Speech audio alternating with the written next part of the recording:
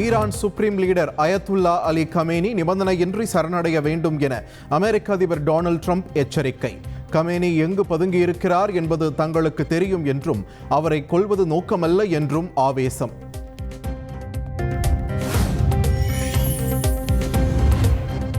Iran தலைநகர் டெஹரானில் தாக்குதலை தீவிரப்படுத்தும் Israel. டெஹரானின் பல்வேறு இடங்களில் வெடிகுண்டு சத்தம் கேட்பதாக தகவல்.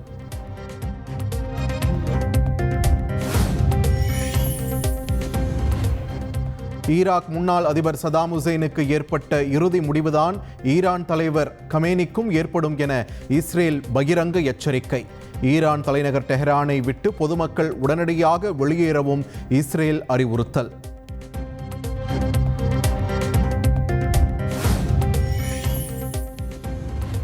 இஸ்ரேலின் தொடர் தாக்குதல் காரணமாக ஈரான் தலைநகர் டெஹரானில் இருந்து சாறை சாறையாக வெளியேறும் மக்கள்.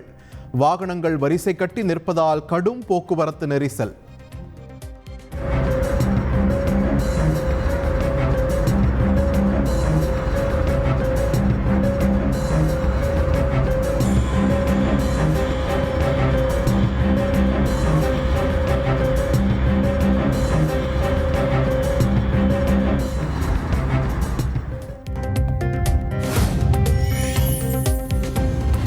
இஸ்ரேல் நடத்திய ஏவுகணை தாக்குதலில் ஈரானின் முக்கிய ராணுவ தளபதி அலி ஷத்மானி உயிரிழப்பு. 5 நாட்களுக்கு முன்னர் நியமிக்கப்பட்ட நிலையில் இஸ்ரேல் தாக்குதலில் மரணம்.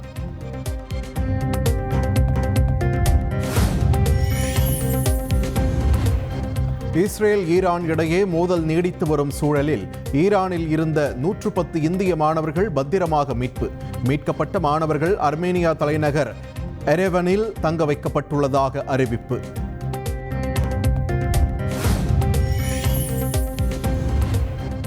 அகமதாபாத் ஏர் இந்தியா விமான விபத்தின் போது விமானம் மோதிய விடுதியில் இருந்து கீழே குதித்த மாணவர்கள். பால்கனி வழியாக மாணவர்கள் சிலர் குதித்து உயிர் தப்பிய புதிய வீடியோ.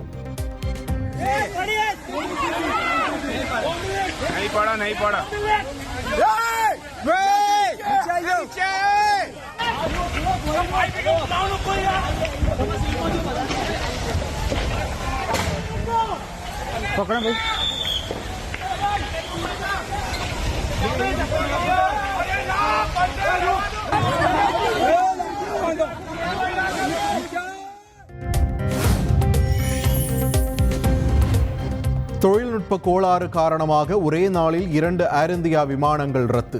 அகமதாபாத்தில் இருந்து லண்டனுக்கு செல்ல இருந்த விமானமும் டெல்லியில் இருந்து பாரிஸ் செல்ல இருந்த விமானமும் ரத்து செய்யப்பட்டதால் பரபரப்பு.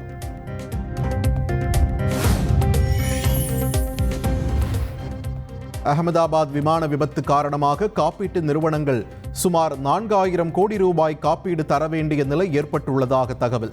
விமானத்துக்காக 1044 கோடி ரூபாயும் உயிரிழந்த பயணிகளின் குடும்பத்தினருக்கு 2923 கோடி ரூபாயும் வழங்க வாய்ப்பு.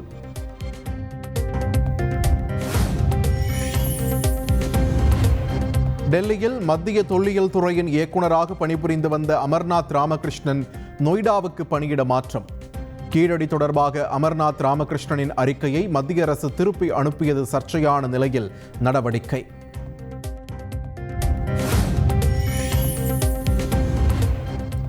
மத்திய அரசு நடத்தும் சாதிவாரி கணக்கெடுப்பு உண்மையான சமூக நீதியை நிலைநாட்டுவதாக இருக்க வேண்டும்.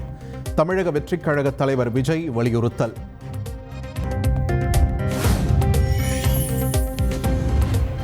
கடலூர் மாவட்டம் பன்ருட்டி அருகே 80 வயது மூதாட்டி பாலியல் வன்கொடுமை செய்யப்பட்ட கொடூர சம்பவம். காடாம்புலியூரில் பதுங்கியிருந்த சுந்தரவேல் என்பவரை சுட்டுப்பிடித்த போலீசார்.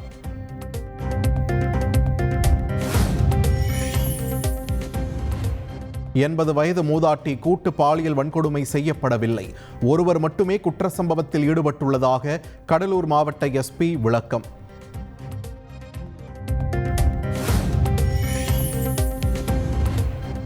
சிறுவன் கடத்தல் வழக்கில் புரட்சி பாரதம் கட்சி தலைவர் ஜெகன்மூர்த்தியிடம் சுமார் 10 மணி நேரம் விசாரணை. தொடர் விசாரணைக்கு பின் காவல் நிலையத்தில் இருந்து புறப்பட்டு சென்றார்.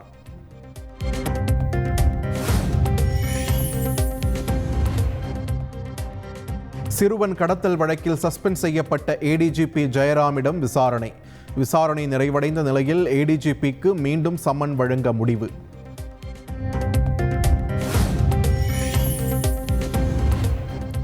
திருவள்ளூர் மாவட்டம் களம்பாக்கம் சிறுவன் கடத்தல் வழக்கில் மேலும் ஒரு காவலருக்கு தொடர்பிருக்க வாய்ப்பு.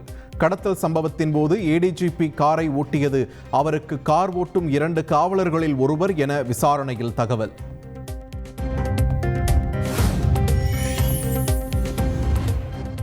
சிவகங்கை கல்குவாரி விபத்தில் 6 பேர் உயிரிழந்த சம்பவத்தில் தனியார் குவாரி உரிமையாளருக்கு 91 கோடி ரூபாய் அபராதம் விதிப்பு.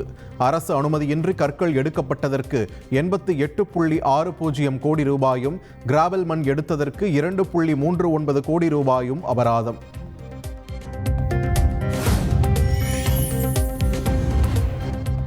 சென்னை சென்ட்ரல் கும்மிடிப்பூண்டி மார்க்கத்தில் செல்லும் புறநகர் மின்சார ரயில்கள் வியாழக்கிழமை ரத்து. கவரப்பேட்டை மற்றும் கும்மிடிப்பூண்டி பகுதிகளில் ரயில்வே பணிகள் நடைபெறுவதால் ரத்து செய்யப்படுவதாக தென்னக ரயில்வே அறிவிப்பு.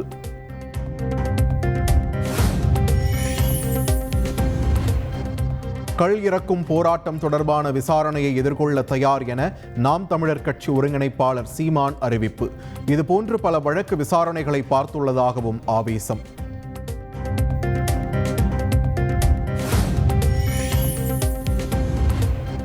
பல்லடத்தில் கட்டுப்பாட்டு இழந்த கண்டெய்னர் லாரி கவிழ்ந்து விபத்து. கண்டெய்னர் லாரிக்கு அடியில் சிக்கி சாலையோரம் நின்றிருந்த 2 பெண்கள் பரிதாபமாக உயிரிழப்பு.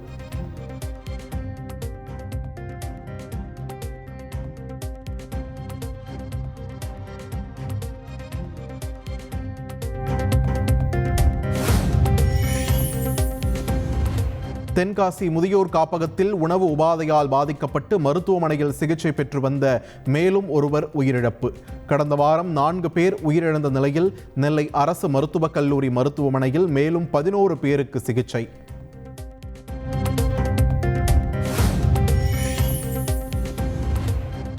மத்திய அரசு வெளியிட்ட மதுரை எய்ம்ஸ் மாதிரி வீடியோ குறித்து முதலமைச்சர் மு.க. ஸ்டாலின் விமர்சனம்.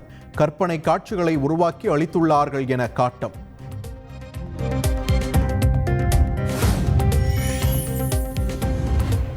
முருக பக்தர்கள் மாநாட்டை ஒட்டி சென்னையில் இருந்து நெல்லைக்கு சிறப்பு ரயில். சென்னை எழும்பூரில் இருந்து நெல்லைக்கு வரும் 21ஆம் தேதியும் மறுமார்க்கத்தில் 22ஆம் தேதியும் சிறப்பு ரயில் இயக்கப்படும் என தெற்கு ரயில்வே அறிவிப்பு.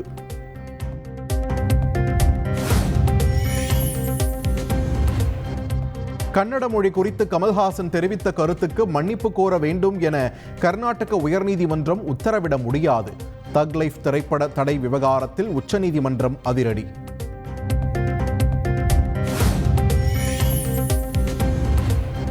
பணியிடத்தில் விபத்து ஏற்பட்டு மரணமடையும் கட்டுமான தொழிலாளர்களின் குடும்பத்திற்கு வழங்கப்படும் நிவாரணத் தொகை உயர்வு.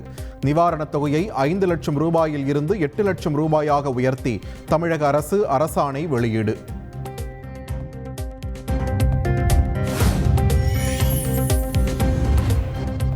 சென்னையில் ஆபரண தங்கம் விலை சவரனுக்கு 840 ரூபாய் குறைந்தது. ஒரு சவரன் தங்கம் 73,600 ரூபாய்க்கு விற்பனை.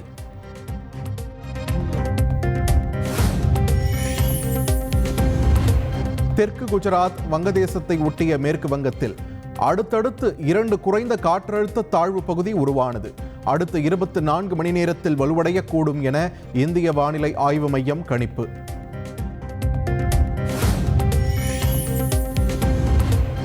ஒடிஷா மாநிலம் கோபால்பூர் கடற்கரையில் ஆண் நண்பருடன் இருந்த இளம் பெண் கூட்டு பாலியல் வன்கொடுமை செய்யப்பட்ட கொடூரம். பாதிக்கப்பட்ட பெண் அவரது ஆண் நண்பர் அளித்த புகாரின் பேரில் 10 பேரை கைது செய்து போலீசார் தீவிர விசாரணை.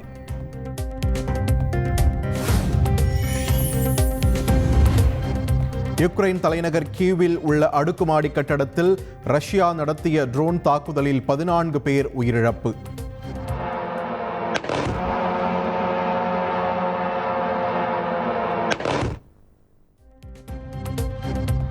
காயமடைந்த 44க்கும் மேற்பட்டோருக்கு மருத்துவமனையில் தீவிர சிகிச்சை.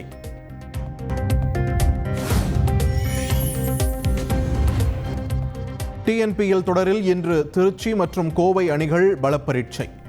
முதலில் பேட்டிங் செய்த திருச்சி அணி கோவைக்கு 169 ரன்கள் இலக்காக நிர்ணயம். ஆக்கிக்கோங்க. 2.5 கோடிக்கும் அதிகமான தந்தி டிவியின் சப்ஸ்கிரைபர்ஸ் அண்ட் ஃபாலோவர்ஸ் குடும்பத்தில் நீங்களும் இணையுங்க.